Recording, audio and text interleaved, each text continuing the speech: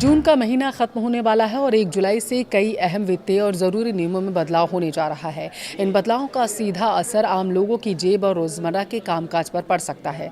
ऐसे में इन नए नियमों की जो जानकारी पहले से अगर आप रख लेते हैं तो आपके लिए ज़रूरी होगा, नहीं तो आपका बड़ा नुकसान हो सकता है। टू द पॉइंट में आज मैं आपको बताऊंगी इस वीडियो में कि कौन से नियम हैं जो बदलने जा रहे हैं और इनका आपके जीवन पर कैसा और किस तरीके का प्रभाव पड़ने वाला। नमस्कार, आपके साथ मैं पल्लवी रविंद्र सिंह। देखिए, जुलाई की शुरुआत के साथ ही आम लोगों की जेब, निवेश और टैक्स से जुड़े कई अहम बदलाव प्रभावी होने वाले हैं। इनमें आयकर रिटर्न दाखिल करने की समय सीमा, EPFO 3.0 के तहत UPI के जरिए PF निकासी की संभावित सुविधा और केंद्रीय कर्मचारियों और पेंशन भोगियों के लिए महंगाई भत्ते में यानी कि DA में संभावित संशोधन जैसे बड़े अपडेट शामिल हो सकते हैं। अब ऐसे में नौकरी पेशा लोगों, करदाताओं और EPF खाताधारकों के लिए इन बदलावों की जानकारी होना बेहद ज़रूरी है। पहला बदलाव घरेलू गैस सिलेंडर से जुड़ा हुआ है। देखिए, हर महीने की पहली तारीख को ऑयल मार्केटिंग कंपनियां यानी कि LPG सिलेंडर की नई कीमतें जारी करती हैं। ऐसे में 1 जुलाई को भी घरेलू और कमर्शियल गैस सिलेंडर के दामों में बदलाव की संभावना जताई जा रही है।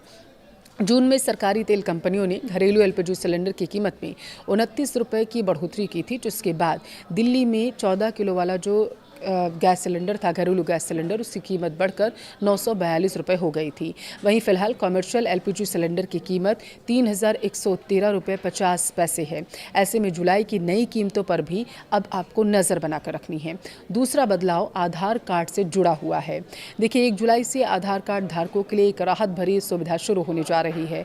Unique identification authority of India के नए नोटिफिकेशन के अनुसार जिन लोगों की ईमेल ID अभी तक आधार से लिंक नहीं है, वे जुलाई से दिसंबर तक बिना किसी चार्ज के इसे अपडेट करा सकते हैं। यह सुविधा पूरे 6 महीने तक उपलब्ध रहेगी और पहले आधार में ईमेल ID अपडेट कराने के लिए आपको 75 रुपये का शुल्क देना पड़ता था। तीसरा बदलाव वो होगा ITR फाइलिंग से जुड़ा हुआ। देखिए, वित्त वर्ष 2025-26 के लिए ITR 1 और ITR 2 फॉर्म भरने वाले पर्सनल टैक्स पेयर्स के लिए आयकर रिटर्न दाखिल करने की आखिरी तारीख 31 जुलाई 2026 है। वहीं ITR 3 और ITR 4 फॉर्म भरने वाले ऐसे करदाता जिन पर टैक्स ऑडिट लागू नहीं होता, उनके लिए अंतिम तिथि 31 अगस्त 2026 निर्धारित की गई है। तय समय सीमा के भीतर रिटर्न दाखिल करने नहीं करने पर आपको जुर्माना देना पड़ सकता है। साथ ही कुछ टैक्स रिजीम चुनने और पात्र घाटे को अगले सालों में आने वाले लोन से जुड़ी सुविधाओं पर भी इसका असर देखने को मिल सकता है। चौथा बदलाव EPFO 3.0 के तहत UPI से PF निकासी की सुविधा को लेकर के है। जुलाई में सबसे ज़्यादा चर्चा EPFO 3.0 प्लेटफॉर्म की है, जिसका उद्देश्य कर्मचारी भविष्य निधि संगठन की डिजिटल व्यवस्था को आधुनिक बनाना है। नए ढांचे के तहत EPF सब्सक्राइबर्स को UPI प्लेटफॉर्म के जरिए तत्काल PF निकासी की सुविधा मिलने की उम्मीद है। हालांकि यह सुविधा शुरू होने की आधिकारिक घोषणा अभी तक नहीं की गई है, जिसका लोग इंतजार कर रहे हैं। पांचवा बदलाव महंगाई भत्ते में संशोधन का इंतजार कर रहे कर्मचारियों को लेकर के है। जुलाई में केंद्रीय सरकारी कर्मचारियों, पेंशन भोगियों और सार्वजनिक क्षेत्र के कर्मचारियों के लिए DA में संशोधन पर भी सभी की नजरें टिकी हुई हैं। सरकार देखिए हर साल जनवरी और जुलाई में DA की समीक्षा करती है।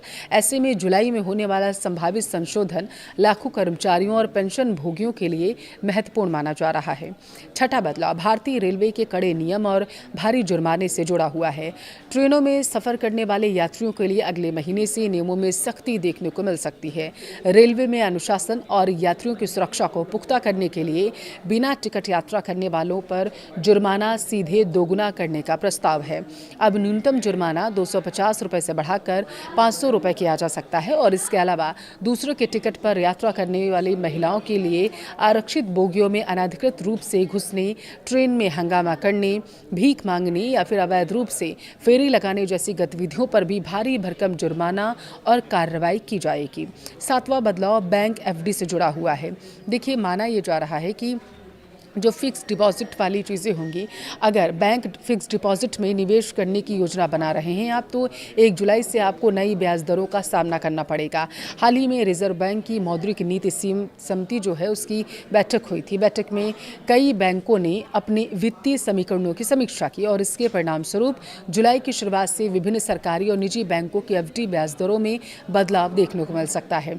इसलिए किसी भी बैंक में नया फिक्स डिपॉजिट जमा करने या फिर पुरानी FD एफडी को रिन्यू कराने से पहले ताज़ा ब्याज दरों की जांच आप ज़रूर कर लीजिएगा। क्रेडिट कार्ड के रिवॉर्ड पॉइंट्स में बदलाव देखने को मिल सकता है। देखिए, ये 8वां बदलाव है। क्रेडिट कार्ड का इस्तेमाल करने वाले ग्राहकों के लिए भी जुलाई का महीना बेहद महत्वपूर्ण है।